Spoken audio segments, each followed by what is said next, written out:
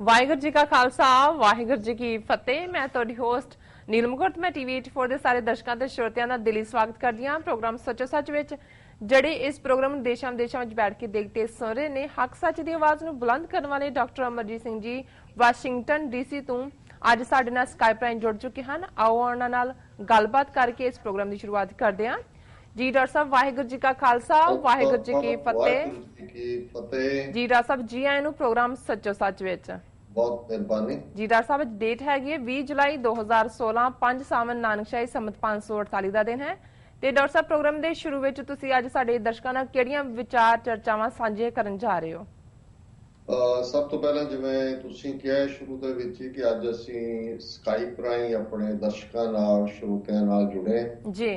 ਮੈਂ ਕੱਲ ਦੇ ਪ੍ਰੋਗਰਾਮ ਵਿੱਚ ਦੱਸਿਆ ਸੀ ਕਿ ਇਸ ਹਫਤੇ ਸਕਾਈਪ ਰਾਹੀਂ ਹੀ ਜਿਹੜਾ ਇਹ ਪ੍ਰੋਗਰਾਮ ਹੋਏਗਾ ਜੀ।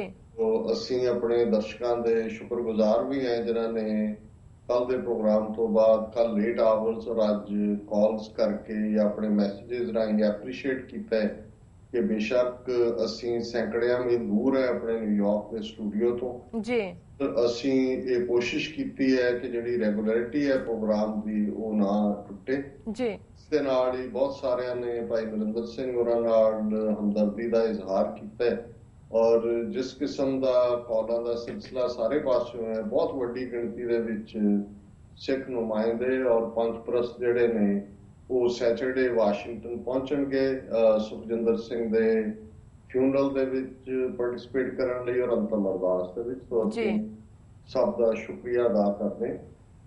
ਬੇਸ਼ੱਕ ਇੱਥੋਂ ਦੀ ਜਿਹੜੀ ਫਿਜ਼ਾ ਹੈ ਉਸ ਦੇ ਵਿੱਚ ਜਿਵੇਂ ਮੈਂ ਕਿਹਾ ਜਿੱਥੇ ਕਿ ਇੱਕ ਅਫਸੋਸ ਦਾ ਇਜ਼ਹਾਰ ਹੈ, ਉੱਥੇ ਪੰਥਕ ਕਮਿਟਮੈਂਟ ਦੀ ਗੱਲ ਵੀ ਹੈ। ਮੈਂ ਕੱਲ ਹੀ ਇਹ ਮਹਿਸੂਸ ਕਰ ਰਿਹਾ ਸੀ ਵੀ ਭਾਈ ਨਰਿੰਦਰ ਸਿੰਘ ਦੇ ਘਰ ਲਗਭਗ 60-70 ਵਿਅਕਤੀਆਂ ਦਾ ਖਾਣਾ ਦੁਪਹਿਰ ਸ਼ਾਮ ਨੂੰ ਪੰਕਤਾਂ ਚ ਲੱਗ ਕੇ ਜਿਹੜਾ ਉਹ ਸਰਵ ਹੁੰਦਾ ਹੈ। ਆਵਾਜਾਈ ਹੈ ਜੀ, ਸਾਰੇ ਪਰਿਵਾਰ ਦੀਆਂ ਜਿਹੜੀਆਂ ਬੀਬੀਆਂ ਨੇ ਔਰ ਨਾਲ ਉਹਨਾਂ ਦੇ ਦੂਸਰੀਆਂ ਮਦਦਗਾਰ ਬੀਬੀਆਂ। ਔਰ ਮੈਂ ਕੱਲ ਮੈਰੀਲੈਂਡ ਤੋਂ ਇੱਕ ਸਿੰਘ ਬੈਠੇ ਸਨ, ਉਹਨਾਂ ਦੇ ਨਾਲ ਮੈਂ ਗੱਲ ਕਰਦਿਆਂ ਇਹ ਕਿਹਾ ਕਿ ਦੇਖੋ ਅਸੀਂ ਬਹੁਤ ਵਾਰ ਜਿਹੜੀ ਸਿੱਖੀ ਦੀ ਸਾਨੂੰ ਗਿਫਟ ਹੈ ਗੁਰੂ ਵੱਲੋਂ ਦਿੱਤੀ ਉਸ ਨੂੰ ਐਪਰੀਸ਼ੀਏਟ ਨਹੀਂ ਕਰਦੇ। ਹੁਣ ਇਮੈਜਿਨ ਕਰੋ ਕਿ ਜਦੋਂ ਕਿਸ ਕਿਸਮ ਦਾ ਮਾਹੌਲ ਬ੍ਰਾਹਮਣਵਾਦ ਨੇ ਮਰਨੇ ਪਰਨੇ ਦੇ ਨਾਲ ਜੋੜ ਕੇ ਕਿਸ ਕਿਸਮ ਦੇ ਜਿਹੜੇ ਪਿੱਟ ਸਿਆਪੇ, ਗਊਦਾਨ, ਪਿੰਡ ਦਾਨ ਔਰ ਰੋਟੀ ਘਰ 'ਚ ਨਹੀਂ ਸੀ ਬਣਦੀ, ਗੁਆਂਢੀਆਂ ਤੋਂ ਆਉਂਦੀ ਸੀ ਔਰ ਦੂਸਰਾ ਇਸ ਕਿਸਮ ਦਾ ਸਾਰਾ ਮਾਹੌਲ ਹੁੰਦਾ ਸੀ। ਔਰ ਹੁਣ ਕਿਵੇਂ ਇਹੀ ਗੁਰੂ ਨਾਨਕ ਦੇ ਇਸ ਘਰ ਦੀ ਵਡਿਆਈ ਹੈ ਕਿ ਜਦੋਂ ਅਸੀਂ ਆ ਕੇ ਘਰ 'ਚ ਵੀ ਬੈਠਦੇ ਹਾਂ, ਸਵੇਰੇ ਸ਼ਾਮ ਪਾਠ ਹੁੰਦਾ ਹੈ, ਕੱਲ ਬੱਚਿਆਂ ਨੇ ਔਰ ਦੂਸਰਿਆਂ ਨੇ 2-3 ਘੰਟੇ ਗੁਰਬਾਣੀ ਕੀਰਤਨ ਦਾ ਪ੍ਰਵਾਹ ਚੱਲਿਆ ਜੀ। ਮਹਿਸੂਸ ਨਹੀਂ ਹੁੰਦਾ ਕਿ ਵੀ ਤੁਸੀਂ ਕਿਸੇ ਦੁੱਖ ਦੀ ਘੜੀ ਚੋਂ ਔਰ ਇਹ ਜਿਹੜਾ ਬਾਣੀ ਦਾ ਪ੍ਰਵਾਹ ਹੈ ਕਿ ਵੀ ਤਹਾਂ ਬੈਕੁੰਠ ਜੈ ਕੀਰਤਨ ਤੇਰਾ, ਜਿੱਥੇ ਉਸ ਦੀ ਸਿਫਤ ਸਲਾਹ ਹੁੰਦੀ ਹੈ, ਉਸ ਦੀ ਕਿਰਤ ਹੁੰਦੀ ਹੈ, ਉੱਥੇ ਬੈਕੁੰਠ ਹੁੰਦਾ ਹੈ ਜੀ। ਇਹ ਸਭ ਦੇ ਵਿੱਚ ਜਿੱਥੇ ਅਸੀਂ ਵਕਤ ਗੁਜ਼ਾਰ ਰਹੇ ਹਾਂ ਉੱਥੇ ਧਿਆਨ ਦੁਨੀਆ ਭਰ ਦੇ ਵਿੱਚ ਜੋ ਕੁਛ ਵਾਪਰ ਰਿਹਾ ਹੈ, ਘਟਨਾਕ੍ਰਮ ਹੈ, ਉਸ ਵੱਲ ਵੀ ਸਾਡਾ ਪੂਰੀ ਤਰ੍ਹਾਂ ਜੁੜਿਆ ਹੋਇਆ ਹੈ। ਮੀਡੀਆ ਚੋਂ ਜਿੰਨੀ ਜਾਣਕਾਰੀ ਮਿਲ ਸਕਦੀ ਹੈ ਨਿੱਜੀ ਕਾਲਾਂ ਤੇ ਔਰ ਜੋ ਕੁਛ ਗੁਜਰਾਤ ਦੇ ਵਿੱਚ ਹੋਇਆ ਪਿਛਲੇ ਦਿਨਾਂ 'ਚ।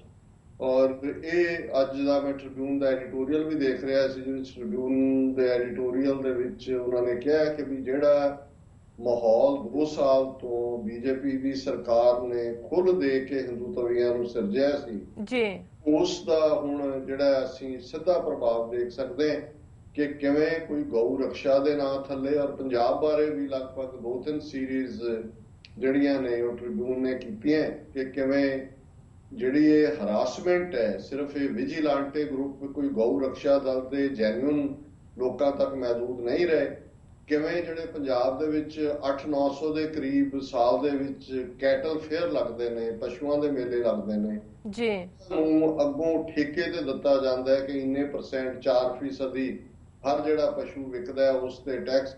ਔਰ ਉਹ ਜਿਹੜੇ ਠੇਕੇਦਾਰ ਨੇ ਉਹ ਪਸ਼ੂ ਮੰਡੀਆਂ ਦੇ ਵਿੱਚ ਜਾ ਕੇ ਕੋਈ ਚੈੱਕ ਕਰਕੇ ਨਹੀਂ ਲੈਂਦੇ। ਉਹਨਾਂ ਨੇ 50 ਕਰੋੜ ਦੇ ਕਰੀਬ ਠੇਕੇ ਤੇ ਲੈ ਰਹੇ ਉਹ ਸਾਰੇ ਮੇਲੇ। ਔਰ ਉਹਨਾਂ ਨੇ ਪੰਜਾਬ ਤੋਂ ਨਿਕਲਣ ਵਾਲੇ ਸ਼ੰਭੂ ਬੈਰੀਅਰ ਜਿਵੇਂ ਹਰਿਆਣੇ ਨਾਲ ਹੈ ਜਾਂ ਜੰਮੂ ਕਸ਼ਮੀਰ ਦਾ ਬੈਰੀਅਰ ਹੈ ਜਾਂ ਚੱਕੀ ਦੇ ਉੱਤੇ ਹਿਮਾਚਲ ਦੇ ਨਾਲ ਹੈ, ਉਹਨਾਂ ਸਾਰਿਆਂ 'ਚ ਉਹਨਾਂ ਨੇ ਆਪਣੇ ਨਾਕੇ ਲਾਏ ਹੋਏ ਨੇ ਪੁਲਿਸ ਨਾਲ ਮਿਲ ਕੇ। ਔਰ ਉਹ ਜਿਹੜੇ ਬਾਹਰਲੀਆਂ ਸਟੇਟਾਂ 'ਚੋਂ ਕੋਈ ਵਪਾਰ ਲਈ ਆਉਣ ਵਾਲੇ ਨੇ ਉਹਨਾਂ ਨੂੰ ਵੀ ਉਹ ਹਰਾਸ ਕਰਕੇ 20-20 ਹਜ਼ਾਰ ਤੋਂ ਉੱਪਰ ਜਿਹੜੇ ਨੇ ਉਹਨਾਂ ਨੂੰ ਕਹਿੰਦੇ ਨੇ ਜੇ ਤੁਸੀਂ ਟੈਕਸ ਨਹੀਂ ਦਿੱਤਾ ਇਸ ਲਈ ਪੈਨਲਟੀ ਦਿਓ ਜੀ। ਇੱਕ ਪਾਸੇ ਇਹ ਚੱਲ ਰਿਹਾ ਹੈ, ਦੂਸਰੇ ਪਾਸੇ ਕੱਲ ਦੀ ਇੱਕ ਸਟੋਰੀ ਬੜੀ ਡਿਟੇਲ 'ਚ ਸੀ ਕਿ ਕਿਵੇਂ ਪੰਜਾਬ ਦੇ ਵਿੱਚ 400 ਤੋਂ ਜ਼ਿਆਦਾ ਜਿਹੜੀਆਂ ਸੋਪ ਮੈਨੂਫੈਕਚਰਿੰਗ ਯੂਨਿਟਸ ਨੇ ਜਿਹੜੀ ਸਾਬਣ ਬਣਾਉਂਦੀਆਂ ਨੇ, ਕਿਉਂਕਿ ਜਿਹੜਾ ਸਾਬਣ ਇਸਤੇਮਾਲ ਹੁੰਦਾ ਹੈ ਸਾਬਣ ਦੇ ਵਿੱਚ ਜਿਹੜੀ ਹੈ ਪਸ਼ੂਆਂ ਦੀ ਚਰਬੀ ਜਿਹੜੀ ਹੈ ਬੋਨ ਟੈਲੋ ਜਿਹਨੂੰ ਕਹਿੰਦੇ ਨੇ, ਜਿਹੜੀ ਐਨੀਮਲ ਟੈਲੋ ਉਹ ਇਸਤੇਮਾਲ ਹੁੰਦੀ ਹੈ। ਔਰ ਉਹਦੇ 'ਚ ਜਿਹੜਾ ਉਹਨਾਂ ਲੋਕਾਂ ਨੂੰ ਆਲਮੋਸਟ ਸਾਰੀਆਂ ਯੂਨਿਟਸ ਬੰਦ ਹੋਣ ਵੱਲ ਜਾ ਰਹੀਆਂ। ਹਾਲਾਂਕਿ ਜਿੰਨੇ ਕਿ ਮੈਂ ਨਾਂ ਦੇਖਿਓ ਸਾਰੀਆਂ ਹੀ ਓਨਡ ਬਾਈ ਦਾ ਹਿੰਦੂ ਟ੍ਰੇਡਰਸ ਸਨ, ਉਹ ਜਲੰਧਰ ਹੋਏ, ਲੁਧਿਆਣਾ ਹੋਏ, ਅੰਮ੍ਰਿਤਸਰ ਹੋਏ, ਕਿਉਂਕਿ ਜਿਹੜੀ ਕੋਈ ਚਰਬੀ ਵੀ ਬਾਹਰਲੀਆਂ ਸਟੇਟਾਂ 'ਚੋਂ ਆਉਂਦੀ ਹੈ ਭਾਵੇਂ ਉਹ ਮੱਝ ਦੀ ਹੋਏ, ਲੇਕਿਨ ਉਹਨੂੰ ਇਹ ਕਿਹਾ ਜਾਂਦਾ ਹੈ ਜਿਹੜੇ ਗਊ ਰਕਸ਼ਕ ਦੇ ਨਾਂ ਥੱਲੇ ਲੋਕ ਨੇ ਕਿ ਭਾਈ ਇਹ ਜਿਹੜਾ ਹੈਗਾ ਇਹ ਗਾਂ ਦੀ ਚਰਬੀ ਹੈ। ਔਰ ਉਹਨਾਂ ਲੋਕਾਂ ਦੀ ਮਾਰ ਕੁਟਾਈ, ਡਰਾਈਵਰ ਦੂਜੇ, ਇਹ ਗੱਲ ਇਹ ਨਹੀਂ ਹੈ। ਔਰ ਇਹਨਾਂ ਸਟੋਰੀਜ਼ ਚੋਂ ਇਹ ਨਿਕਲਦਾ ਹੈ ਵੀ ਇਸ ਵੇਲੇ ਜਿਹੜੀਆਂ ਉਹਨਾਂ ਨੇ ਕੈਟਲ ਸ਼ੈਡਸ ਬਣਾਈਆਂ ਹੁੰਦੀਆਂ ਨੇ ਗਊ ਦੇ ਨਾਂ ਥੱਲੇ, ਉਹਨਾਂ ਦੇ ਵਿੱਚ ਇੰਨੇ ਐਨੀਮਲ ਨੇ ਵੀ ਉਹ ਇੱਕ ਦੂਜੇ ਨੂੰ ਵੀ ਮਾਰ ਰਹੇ ਨੇ ਕਿਉਂਕਿ ਸਪੇਸ ਨਹੀਂ ਹੈ। ਔਰ ਦੂਜੇ ਪਾਸੇ ਜਿਵੇਂ ਅਸੀਂ ਅੱਗੇ ਦੱਸਿਆ ਸੀ ਕਿ ਹਰਿਆਣੇ 'ਚ ਉਹ ਐਂਟਰਟੇਨਮੈਂਟ ਟੈਕਸ ਹੋਏ, ਉਹ ਮੈਰਿਜ ਹਾਲਸ ਤੇ ਹੋਏ, ਪੰਜਾਬ ਦੇ ਵਿੱਚ ਸ਼ਹਿਰਾਂ। ਸੋ ਇਸ ਸਾਰੇ ਮਾਹੌਲ ਦੇ ਚਲਦਿਆਂ ਜਿਸ ਤਰੀਕੇ ਨਾਲ ਗੁਜਰਾਤ ਦੇ ਵਿੱਚ ਪਿਛਲੇ ਦਿਨਾਂ 'ਚ 4 ਦਲਿਤ ਨੌਜਵਾਨਾਂ ਨੂੰ ਇਹਨਾਂ ਗਊ ਭਗਤਾਂ ਨੇ ਮਾਰਿਆ, ਔਰ ਗੱਲ ਸਿਰਫ ਮਾਰਨ ਤੱਕ ਨਹੀਂ ਸੀ, ਉਹਨਾਂ ਨੇ ਫਿਰ ਇਸ ਦੀ ਵੀਡੀਓ ਅਪਲੋਡ ਕਰਕੇ ਜਿਹੜੀ ਹੈ ਉਹ ਪਾਈ। ਔਰ ਉਹਦਾ ਇਫੈਕਟ ਹੁਣ ਦੇਖਣ ਜਾ ਰਿਹਾ ਕਿਉਂਕਿ ਜਿਸ ਤਰੀਕੇ ਨਾਲ ਫਿਰ ਹਜ਼ਾਰਾਂ ਦੀ ਗਿਣਤੀ 'ਚ ਦਲਿਤ ਨੌਜਵਾਨ ਬਾਹਰ ਨਿਕਲੇ ਜੀ, ਉਹਨਾਂ ਨੇ ਜਿਹੜਾ ਗਊਆਂ ਮਰੀਆਂ ਹੋਈਆਂ ਜਿਹੜੀਆਂ ਨੇ ਉਹਨਾਂ ਦੇ ਜਿਹੜਾ ਕਾਰਪੋਰੇਸ਼ਨ ਦਫ਼ਤਰਾਂ ਦੇ ਬਾਹਰ ਸੁੱਟੀਆਂ ਨੇ। ਔਰ ਮੈਂ ਦੇਖ ਰਿਹਾ ਵੀ ਇੱਕ ਪਾਸੇ ਇਹੀ ਹਿੰਦੂਤਵੀ ਆਪਣੇ ਆਪ ਨੂੰ ਬਹੁਤ ਬਹਾਦਰ ਕਹਾਣ ਵਾਲੇ ਜਿਹੜੇ ਕਿਤੇ ਦਾਦਰੀ ਵਰਗੀ ਥਾਂ ਤੇ ਕਿਤੇ ਹੋਰ ਬੇਗੁਨਾਹ ਮੁਸਲਮਾਨਾਂ ਨੂੰ ਟੈਰਰਾਈਜ਼ ਕਰਦੇ ਨੇ, ਮਾਰਦੇ ਨੇ, ਇੰਨਾ ਵੱਡਾ ਦਲਿਤ ਰਿਐਕਸ਼ਨ ਹੋਣ ਦੇ ਬਾਵਜੂਦ ਮਰੀਆਂ ਗਊਆਂ ਦੇ ਥੱਲੇ ਕੋਈ ਕੁਸਕਿਆ ਨਹੀਂ ਹੈ। ਰਾਦਰ ਇਸ ਦੇ ਉਲਟ ਪਾਰਲੀਮੈਂਟ ਦੇ ਵਿੱਚ ਜਿਹੜਾ ਅਫਸੋਸ ਦਾ ਇਜ਼ਹਾਰ ਕੀਤਾ ਉਹਨਾਂ ਨੇ ਜੀ ਪੁਲਿਸ ਨੇ ਆਪਣਾ ਫਰਜ਼ ਨਹੀਂ ਨਿਭਾਇਆ। ਗੁਜਰਾਤ ਦੀ ਚੀਫ ਮਿਨਿਸਟਰ ਜਿਹੜੀ ਹੈ ਉਹ ਬੜੀ ਹਮਦਰਦੀ ਵਾਲੇ ਬਿਆਨ ਦੇ ਰਹੀ ਕਿਉਂਕਿ ਜਿਸ ਕਿਸਮ ਦਾ ਪ੍ਰੋਟੈਸਟ ਦਾ ਸਿਲਸਿਲਾ ਗੁਜਰਾਤ ਦੇ ਵਿੱਚ ਖੜਾ ਹੋਇਆ ਔਰ ਉਹਦੇ ਨਾਲ ਸੁਸਾਈਡ, ਆਤਮ ਹੱਤਿਆਵਾਂ, ਇਹ ਜਿਹਨੂੰ ਅੰਗਰੇਜ਼ੀ 'ਚ ਕਹਿੰਦੇ ਨੇ ਕਿ ਭਾਈ ਜਿਹੜੀ ਚੀਜ਼ ਤੁਸੀਂ ਆਪ ਇਸਤੇਮਾਲ ਕੀਤੀ ਹੈ to get the taste of your own medicine.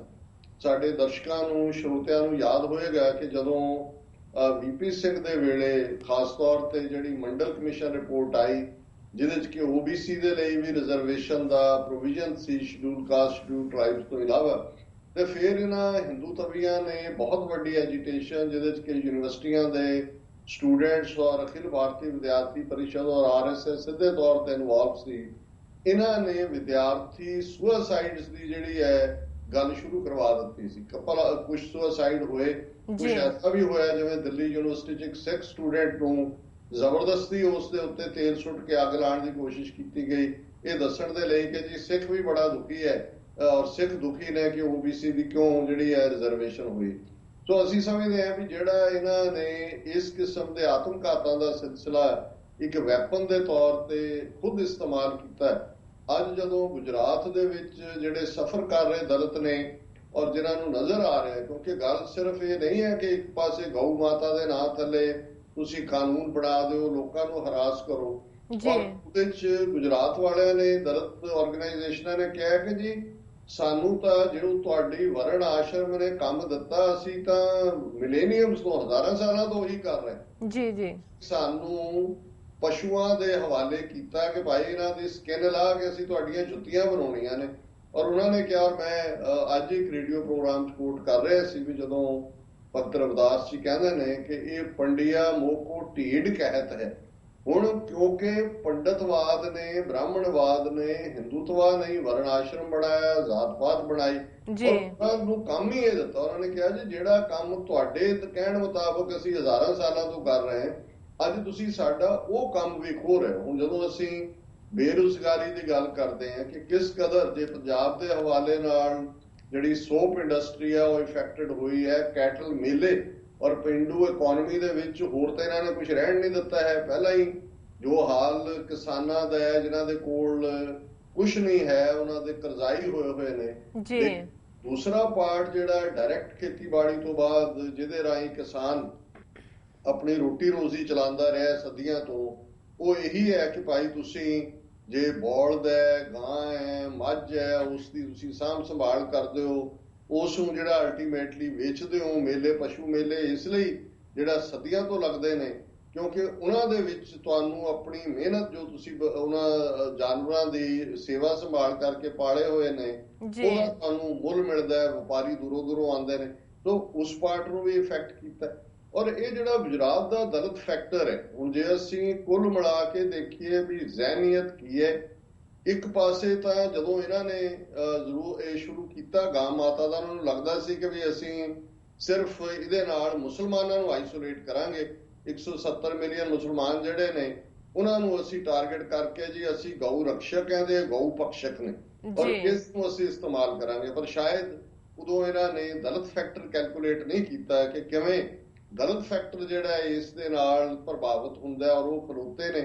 ਔਰ ਦੂਸਰੇ ਵਪਾਰੀ ਅੱਜ ਜਿਹੜੇ ਉਹੀ ਹਿੰਦੂ ਵਪਾਰੀ ਜਿਨ੍ਹਾਂ ਨੇ ਗੱਜ ਵੱਜ ਕੇ ਕਦੇ ਜਿਹੜਾ ਇਹ ਬੀਜੇਪੀ ਦਾ ਸਾਥ ਦਿੱਤਾ, ਜਨਸੰਘੀ ਸਨ, ਅੱਜ ਉਹ ਕਹਿ ਰਹੇ ਨੇ ਕਿ ਜੀ ਅਸੀਂ ਵੀ ਉਨੇ ਕੀ ਜਿਹੜੇ ਆ ਉਹ ਰਾਮ ਭਗਤ ਹੈ ਜਿੰਨੇ ਕਿ ਔਰ ਇਹ ਸਾਨੂੰ ਬੇਰੁਜ਼ਗਾਰ ਕਰ ਰਹੇ ਨੇ ਜੀ। ਦੀ ਜ਼ਹਿਨੀਅਤ ਜਿਵੇਂ ਇੱਕ ਖਬਰ ਯੂਪੀ ਦੇ ਹਵਾਲੇ ਨਾਲ ਹੈ ਕਿ ਉੱਥੇ ਬੀਜੇਪੀ ਦਾ ਵਾਈਸ ਪ੍ਰੈਜ਼ੀਡੈਂਟ ਦਇਆ ਸ਼ੰਕਰ ਸਿੰਘ, ਉਸ ਨੇ ਪਿਛਲੇ ਦਿਨਾਂ 'ਚ ਜਿੱਥੇ ਬਹੁਜਨ ਸਮਾਜ ਪਾਰਟੀ ਦੇ ਉੱਤੇ ਇਲਜ਼ਾਮ ਲਾਏ ਕਿ ਜੀ ਇਹ ਤਾਂ ਟਿਕਟਾਂ ਵੇਚਦੇ ਨੇ, ਜੇ ਇੱਕ ਨੇ ਖਰੀਦ ਲਈ ਕੋਈ ਹੋਰ ਆ ਗਿਆ ਮਹਿੰਗੀ ਬੋਲੀ ਵਾਲਾ ਫਿਰ ਉਹਨੂੰ ਦੇ ਦਿੱਤੀ, ਜੇ ਤੀਜਾ ਆ ਗਿਆ। ਔਰ ਮਾਇਆਵਤੀ ਦੇ ਲਈ ਹੋਰ ਵੀ ਮਾੜਾ ਸ਼ਬਦ ਜਿਹੜਾ ਮੈਂ ਇਸਤੇਮਾਲ ਨਹੀਂ ਕਰ ਸਕਦਾ ਉਹ ਇਸਤੇਮਾਲ ਕੀਤਾ। ਨਤੀਜੇ ਦੇ ਤੌਰ ਤੇ ਆਲਰੇਡੀ ਜਿਹੜਾ ਦਲਿਤ ਫੈਕਟਰ ਵਾਲੀ ਗੱਲ ਚੱਲ ਰਹੀ ਹੈ ਇਹ ਬਲਦੀ ਤੇ ਤੇਲ ਦਾ ਕੰਮ ਸੀ। ਹਾਲਾਂਕਿ ਬੀਜੇਪੀ ਸਮਝਦੀ ਹੈ ਕਿ ਇਸ ਨਾਲ ਬਹੁਤ ਨੁਕਸਾਨ ਹੋਏਗਾ। ਉਹਨਾਂ ਨੇ ਫੌਰਨ ਉਹਨੂੰ ਵਾਈਸ ਪ੍ਰੈਜ਼ੀਡੈਂਟ ਨੂੰ ਜਿਹੜਾ ਯੂਪੀ ਇਹਨਾਂ ਦਾ ਬੀਜੇਪੀ ਦਾ ਉਸ ਨੂੰ ਅਹੁਦੇ ਤੋਂ ਮੁਕਤ ਕੀਤਾ, ਸਾਰੇ ਅਹੁਦਿਆਂ ਤੋਂ ਜੀ ਮਾਫੀ ਮੰਗੀ ਹੈ। ਪਰ ਇਹ ਮੈਂ ਸਮਝਦਾ ਹਾਂ ਕਿ ਸਾਡੇ ਲਈ ਇੱਕ ਓਪਰਚੁਨਿਟੀ ਵੀ ਹੈ ਕਿ ਇੱਕ ਪਾਸੇ ਅਸੀਂ ਦੇਖ ਰਹੇ ਹਾਂ ਕਿ ਜੇ ਕਸ਼ਮੀਰੀ ਖੜੇ ਨੇ, ਕਸ਼ਮੀਰ ਦੇ ਵਿੱਚ 6-7 ਲੱਖ ਫੌਜ ਲਾ ਕੇ ਲਗਾਤਾਰਤਾ ਨਾਲ ਸੈਂਸਰਸ਼ਿਪ ਵੀ ਜਾਰੀ ਹੈ, ਦੂਸਰਾ ਪਾਰਟ ਵੀ ਹੈ। ਤੇ ਜੇ 170 ਮਿਲੀਅਨ ਮੁਸਲਮਾਨ ਜਿਹੜਾ ਰੀਲ ਕਰ ਰਿਹਾ ਸੀ ਇਹਨਾਂ ਦੇ ਜ਼ੁਲਮ ਦੇ ਥੱਲੇ, 30 ਮਿਲੀਅਨ ਦੇ ਲਗਭਗ ਈਸਾਈ ਜਿਹੜੇ ਆਲਰੇਡੀ ਚਰਚਿਸ ਤੇ ਹਮਲੇ ਹੋਏ ਜੋ ਝਾਰਖੰਡ 'ਚ ਹੋ ਰਿਹਾ, ਛੱਤੀਸਗੜ੍ਹ 'ਚ ਹੋ ਰਿਹਾ, ਤੇ ਜੇ 200 ਮਿਲੀਅਨ ਦਲਿਤ ਜਿਹੜੀ ਆਵਾਜ਼ ਗੁਜਰਾਤ ਦੇ ਵਿੱਚ ਅੱਜ ਜਿਸ ਤਰੀਕੇ ਨਾਲ ਚਾਰ ਚਫੇਰੇ ਇਹ ਗੱਲ ਫੈਲੀ ਹੈ। ਔਰ ਮੈਂ ਸਮਝਦਾ ਵੀ ਸਾਨੂੰ ਸਿੱਖਾਂ ਨੂੰ ਇਹ ਗੱਲ ਸਮਝਣ ਦੀ ਲੋੜ ਹੈ। ਸਿੱਖ ਐਕਟਿਵਿਸਟ ਦੇ ਲਈ ਇਹ ਮੈਂ ਮੈਸੇਜ ਵੀ ਦੇਣਾ ਚਾਹਾਂਗਾ ਕਿ ਅਲਟੀਮੇਟਲੀ ਉਸ ਖਿੱਤੇ ਦੇ ਵਿੱਚ ਸਾਨੂੰ ਸਾਂਝੇ ਤੌਰ ਦੇ ਉੱਤੇ ਦੂਸਰਿਆਂ ਦੇ ਕੋਲ ਨੰਬਰ ਹੈ, ਲੇਕਿਨ ਸ਼ਾਇਦ ਜਿਹੜੇ ਫਾਈਨੈਂਸਿਸ ਜਾਂ ਕਈ ਹਾਲਤਾਂ 'ਚ ਗਟਸ ਵੀ ਨਹੀਂ ਨੇ। ਜੋ ਗਟਸ ਵੀ ਦਿਖਾ ਰਹੇ ਨੇ ਜਿਵੇਂ ਕਸ਼ਮੀਰੀਆਂ ਨੇ ਦਿਖਾਏ ਨੇ, ਦਲਿਤ ਖਲੋਤੇ ਨੇ। ਉਸ ਤੋਂ ਪਹਿਲਾਂ ਵੀ ਜੇ ਅਸੀਂ ਦੇਖੀਏ ਕਿ ਕਿਵੇਂ ਹੈਦਰਾਬਾਦ ਤੇਲੰਗਾਨਾ ਦਾ ਵਿਦਿਆਰਥੀ ਵਰਮੂਲਾ ਜਿਹੜਾ ਦਲਿਤ ਸਮਾਜ ਨਾਲ ਸੰਬੰਧਿਤ ਸੀ, ਉਸ ਨੂੰ ਆਤਮ ਹੱਤਿਆ ਤੇ ਮਜਬੂਰ ਕੀਤਾ ਗਿਆ ਔਰ ਉਹ ਇੱਕ ਮੂਵਮੈਂਟ ਬਣੀ। JNU ਦਿੱਲੀ ਦੇ ਵਿੱਚ ਕਨਈਆ ਕੁਮਾਰ, ਉਸ ਦਾ ਸੰਬੰਧ ਵੀ ਦਲਿਤ ਵਰਗ ਨਾਲ ਹੈ। ਸੋ ਕੁੱਲ ਮਿਲਾ ਕੇ ਜੇ ਅੱਜ ਜਿਹੜੇ ਦਲਿਤ ਅਵੇਕਨਿੰਗ ਜਿਸ ਤਰੀਕੇ ਨਾਲ ਡਾਕਟਰ ਅੰਬੇਦਕਰ ਦੀ ਬਦੌਲਤ, ਕਾਂਸ਼ੀ ਰਾਮ ਦੀ ਬਦੌਲਤ, ਠੀਕ ਹੈ ਅੱਜ ਦਲਿਤ ਕਮਿਊਨਿਟੀ 'ਚ ਜਿਹੜਾ ਅੱਪਰ ਪੋਲੀਟੀਕਲ ਪਾਰਟੀ ਲੈਵਲ ਹੈ ਕੋਈ ਐਸਟੈਬਲਿਸ਼ਡ ਲੀਡਰ ਨਹੀਂ ਹੈ, ਪਰ ਜਿਸ ਤਰੀਕੇ ਨਾਲ ਯੰਗਸਟਰਸ ਔਰ ਜਿਵੇਂ ਕਨਈਆ ਕੁਮਾਰ ਦਾ ਰਾਈਜ਼ ਹੋਇਆ ਜੀ ਸਾਰੇ ਅੱਗੇ ਆਏ ਨੇ। ਤਾਂ ਮੈਂ ਸਮਝਦਾ ਵੀ ਇਹ ਵੇਲਾ ਹੈ ਕਿ ਅਸੀਂ ਇਸ ਵੇਲੇ ਨੂੰ ਸੰਭਾਲੀਏ। ਇਹ ਸਾਡੇ ਲਈ ਸਪਿਰਿਚੁਅਲ ਜਿਹੜਾ ਗੁਰੂ ਦਾ ਆਦੇਸ਼ ਵੀ ਹੈ। ਅਸੀਂ ਗੁਰੂ ਨਾਨਕ ਸਾਹਿਬ ਦੀ ਇਹ ਬਾਣੀ ਪੜ੍ਹਦੇ ਹਾਂ, ਨੀਚਾਂ ਅੰਦਰ ਨੀਚ ਜਾਤ, ਨੀਚੀ ਹੂੰ ਅਤ ਨੀਚ, ਨਾਨਕ ਤਿਨ ਕੈ ਸੰਗ ਸਾਥ, ਵੱਡਿਆਂ ਸਿਉ ਕਿਆ ਰੀਸ, ਜਿੱਥੈ ਨੀਚ ਸਮਾਲੀਅਨ ਤਿੱਥੈ ਨਦਰ ਤੇਰੀ ਬਖਸ਼ਿਸ਼। ਜਾਂ ਅਸੀਂ ਜਦੋਂ ਫਿਰ 10ਵੇਂ ਪਾਤਸ਼ਾਹ ਨੇ ਆਪਣੇ ਗਲ ਨਾਲ ਲਾ ਕੇ ਭਾਈ ਜੈਤਾ ਨੂੰ ਰੰਗਰੇਟੇ ਗੁਰੂ ਕੇ ਬੇਟੇ, ਸਨਸ ਆਫ ਦਾ ਗੁਰੂ ਫਰਮਾਇਆ, ਔਰ ਨਾਲ ਹੀ ਜਿੱਥੇ ਉਹਨਾਂ ਨੇ ਸਾਨੂੰ ਇਹ ਅੰਮ੍ਰਿਤ ਦੇ ਬਾਟੇ 'ਚ 5 ਘੁੱਟ ਅੰਮ੍ਰਿਤ ਦੇ ਕੇਸਾਂ ਦੇ ਵਿੱਚ, ਨੈਣਾ ਦੇ ਵਿੱਚ ਔਰ ਮੁਖਾਰਬਿੰਦ ਤੋਂ, ਔਰ ਇਹ ਮੈਸੇਜ ਸੀ ਕਿ ਅੱਜ ਤੋਂ ਤੁਹਾਡੀ ਕੁਲ ਨਾਸ, ਕਿਰਤ ਨਾਸ, ਕਰਮ ਨਾਸ, ਵਰਣ ਨਾਸ, ਭਰਮ ਨਾਸ, ਤੁਸੀਂ ਖਾਲਸਾ ਹੋ। ਮੈਂ ਸਮਝਦਾ ਇਹ ਸਾਡੀ ਸਪਿਰਿਟ ਹੈ। ਔਰ ਮੈਂ ਅਕਸਰ ਇਹ ਸਟੇਟਮੈਂਟ ਦੁਹਰਾਉਂਦਾ, Sikhs of the Dalit, by the Dalit, for the Dalit ਜੀ। ਇਹ ਹੁਣ ਵੇਲਾ ਹੈ ਕਿ ਜੇ ਜਿਸ ਤਰੀਕੇ ਨਾਲ 1000 ਸਾਲ ਦੀ ਗੁਲਾਮੀ ਤੋਂ ਬਾਅਦ ਇਹ ਵਰਣ ਆਸ਼ਰਮ 'ਚ ਯਕੀਨ ਰੱਖਣ ਵਾਲੇ ਹਿੰਦੂ ਤਵੀਆਂ ਨੇ ਇਹ Hindutva values through judiciary, through executive, through ਸਾਰੇ ਐਜੂਕੇਸ਼ਨ ਸਿਸਟਮ ਥੋਪੜੀਆਂ ਸ਼ੁਰੂ ਕੀਤੀਆਂ, ਤੇ ਜੇ ਹੁਣ ਦਲਿਤ ਖਲੋਤਾ ਕਈ ਵਾਰ ਕੋਈ ਚੀਜ਼ ਸਿੰਬਲ ਹੀ ਬਣ ਜਾਂਦੀ। ਜੇ ਇਹਨਾਂ ਨੇ ਗਊ ਨੂੰ ਮਾਂ ਕਹਿ ਕੇ ਉਸ ਦੇ ਉੱਤੇ ਕਾਨੂੰਨ ਬਣਾ ਕੇ ਉਹਨੂੰ ਥੋਪਣਾ ਚਾਹਿਆ ਦੂਸਰਿਆਂ ਦੇ ਉੱਤੇ, ਤੇ ਜੇ ਉਸੇ ਫੈਕਟਰ ਨੂੰ, ਔਰ ਜਦੋਂ ਇਹ ਗਾਵਾਂ ਉਹਨਾਂ ਨੇ ਸੁੱਟੀਆਂ ਮਰੀਆਂ ਹੋਈਆਂ ਉਸ ਦੇ ਬਾਹਰ, ਉਹਨਾਂ ਦੇ ਕਾਰਪੋਰੇਸ਼ਨ ਦਫ਼ਤਰਾਂ ਦੇ ਬਾਹਰ, ਤੇ ਹੁਣ ਕਈਆਂ ਨੇ ਮੋਹਨ ਭਾਗਵਤ ਨੂੰ ਕਿਹਾ ਕਿ ਮੋਹਨ ਭਾਗਵਤ ਜੀ ਤੁਸੀਂ ਬਹੁਤ ਬਹਾਦਰ ਹੋ, ਜਾ ਕੇ ਹੁਣ ਇਹਨਾਂ ਗਾਵਾਂ ਦਾ ਸੰਸਕਾਰ ਕਰੋ ਜੀ ਜੀ। ਸੋਚਦੇ ਆ ਕਿ ਵੀ ਇਹ ਇੱਕ ਚੰਗਾ ਟ੍ਰੈਂਡ ਹੈ ਦਲਿਤ ਅਪਸਰਜ ਜਿਹੜੀ ਹੈ, ਸੋ ਇਸ ਨੂੰ ਠੀਕ ਪਰਸਪੈਕਟਿਵ 'ਚ ਲੈਣਾ ਚਾਹੀਦਾ। ਔਰ ਖਾਸ ਤੌਰ ਤੇ ਮੈਂ ਸਮਝਦਾ ਵੀ ਬਾਹਰ ਵੀ ਇਹ ਆਉਣ ਵਾਲੇ ਦਿਨਾਂ 'ਚ ਸਾਨੂੰ ਇਸ ਮੁੱਦੇ ਨੂੰ ਆਧਾਰ ਬਣਾ ਕੇ, ਜੇ ਉਸ ਖਿੱਤੇ ਦੇ ਵਿੱਚ ਇਹ ਦਲਿਤ, ਮੁਸਲਮਾਨ, ਈਸਾਈ, ਸਿੱਖ ਔਰ ਜਿਹੜੇ ਠੀਕ ਸੋਚ ਵਾਲੇ ਜਿਹੜੇ ਬਹੁ ਗਿਣਤੀ ਨਾਲ ਸੰਬੰਧਿਤ ਹਿੰਦੂ ਭੈਣ ਭਰਾ ਵੀ ਨੇ ਇਸ ਮੁਹਾਜ਼ ਦੇ ਵਿੱਚ ਸ਼ਾਮਲ ਹੁੰਦੇ ਨੇ, ਤੇ ਇਹ ਔਨ ਦਾ ਰਨ ਹੋਣਗੇ।